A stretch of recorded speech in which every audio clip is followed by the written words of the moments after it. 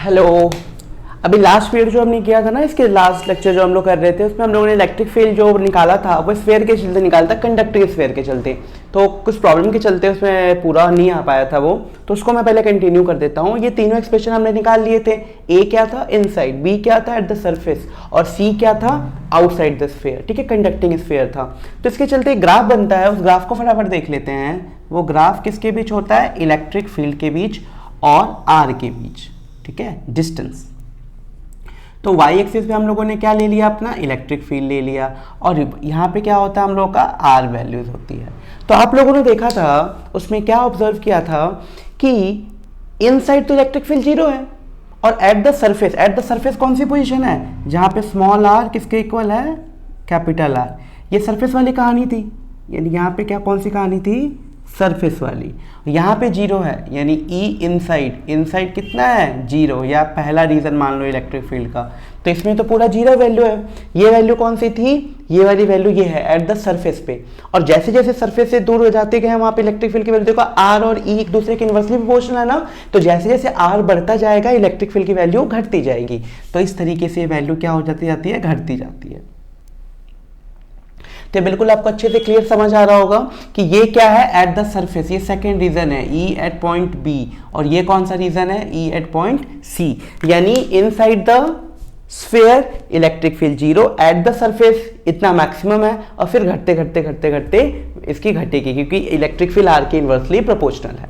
तो ये क्लियर हो गया। चलिए अब आगे चलते हैं। और हम लोगों ने क्या करना था? अब हम लोगों को कंडक्टिंग कर लिया, अब नॉन कंडक्टिंग करा देता हूं एक आपको, ताकि फिर आपका ये पूरा कंटिन्यू हो जाए, और इसी के साथ हम लोग का ये चैप्टर भी खत्म हो जाएगा।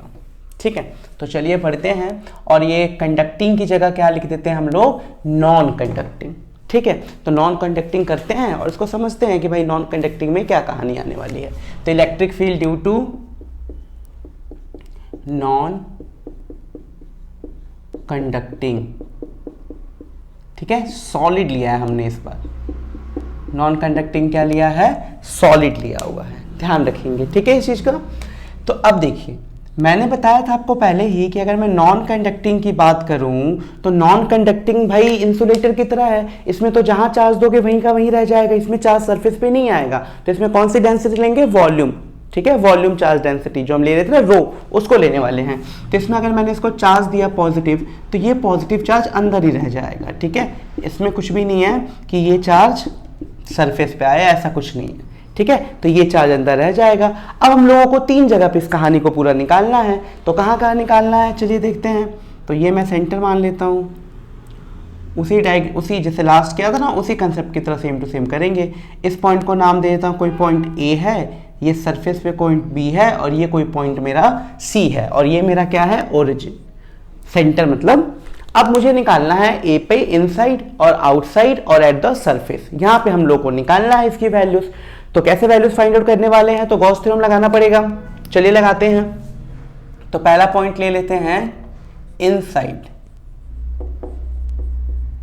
इनसाइड द सॉलिड स्फीयर के इनसाइड निकाल रहे हैं। ध्यान क्या रखना है? नॉन कंडक्टिंग है। तो अगर मैं फ्लक्स की बात करूं तो फ्लक्स क्या हो जाएगा? अगर मैं ए के लिए निकालूं तो ये हो जाएगा EdS is equal to q inside कितना है? Upon epsilon naught.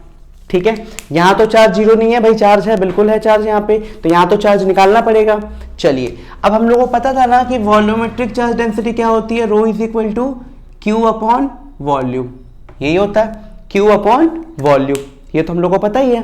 तो अगर चार्ज को मैं कैसे लिख सकता हूं? चार्ज को लिख सकता हूं charge is equal to rho into volume.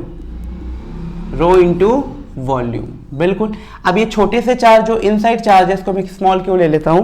तो ये इनसाइड चार्ज के चलते रो इंटू वॉल्यूम लगेगा। ठीक है, अब रो क्या है? रो क्या है? Volume charge density. और वॉल्यूम कितना हो जाएगा? 4/3 पाई आर क्यूब। अगर मैं इनसाइड की बात करूं ना, मैं ये सिर्फ ए पे निकाल रहा हूं, तो एक मैंने गॉसियन सरफेस को इमेजिन कर लिया है और इसकी रेडियस मान ली है स्मॉल आर। कहां तक? ए तक। ए पॉइंट पे निकाल रहा हूं ना मैं, तो वहां तक की रेडियस मैंने मान ली है स्मॉल आर। तो अगर मैं चार्ज की बात करूं तो इसको पूरा लिखते हैं पहले फटाफट। तो ये हो जाएगा E close integral of ds, Q कितना हो जाएगा? रो इंटू वॉल्यूम। वॉल्यूम कितना आ जाएगा? 4/3 पाई आर क्यूब अपॉन ये कितना हो जाएगा एप्सिलॉन नॉट। अब देखिए ds का इंटीग्रेशन कर दीजिए, कितना आ जाएगा surface area 4 pi r square, ये रो का रो रहा, 4 का 4 रहा, पाई आर क्यूब, 3 को नीचे लिख लेता हूँ तो 3 एप्सिलॉन नॉट। क्या कैंसिल हो रहा है ध्यान से देखिए, 4 पाई आर क्यूब से 4, एक आर बचा बस, ठीक है। तो यहाँ से इलेक्ट्रिक फील्ड की वैल्यू कितनी निकल के आ गई है, इलेक्ट्रिक फील्ड की वैल्यू निकल के आएगी आपकी rho upon 3 epsilon not, rho upon 3 epsilon not, और एक आर और बचा है हम लोगों का, तो रो आर अपॉन 3 एप्सिलॉन नॉट। तो ये किसकी वैल्यूज निकल के आ गई है, इलेक्ट्रिक फील्ड। कहाँ पे निकल के आई है, इनसाइड, एट पॉइंट ए पे, इनसाइड निकाल रहे हैं।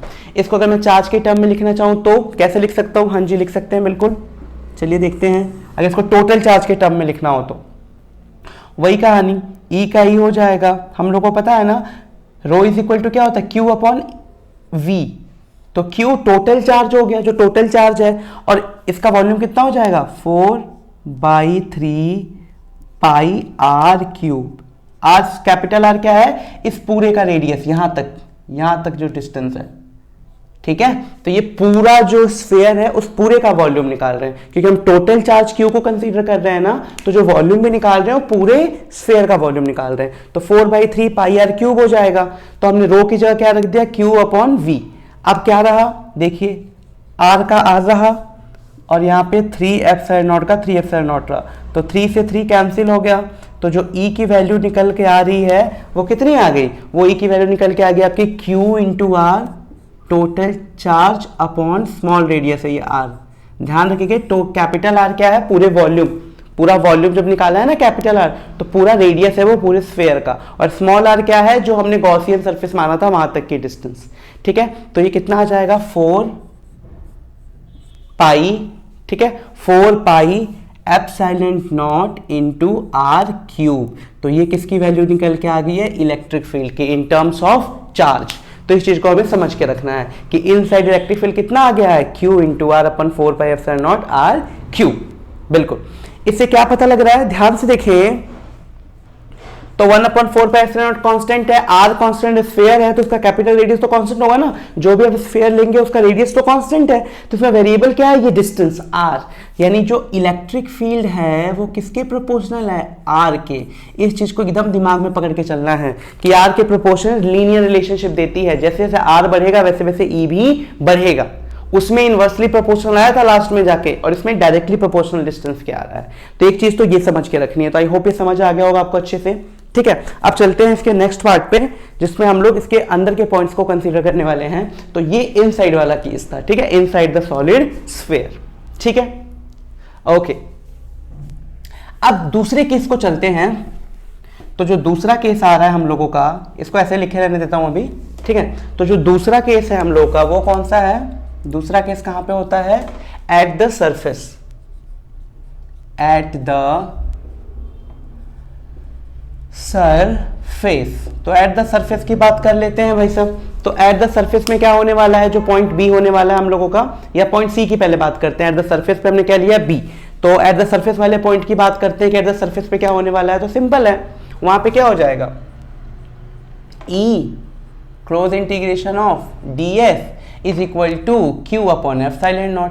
अब वहां पे क्यू क्या है, क्यू तो टोटल चार्ज इनक्लोज्ड है ना, तो वो कितना हो जाएगा, टोटल चार्ज, तो जो कि हो जाएगा Q total charge epsilon not का अपना एप्सिलॉन नॉट हो जाएगा, और ये E का E रह जाएगा, और यहाँ पे क्या बच गया आपका ds। तो ds का कर देते हैं, तो ds का कितना हो जाएगा 4 पाई आर स्क्वायर, ठीक है, ये यहाँ पे निकाल रहा हूं मैं। तो ये डिस्टेंस कितनी है पूरी r, तो इलेक्ट्रिक फील्ड कितनी निकल के आ जाएगी यहाँ पे, ये निकल के आ जाएगी Q upon 4 pi r square into epsilon not.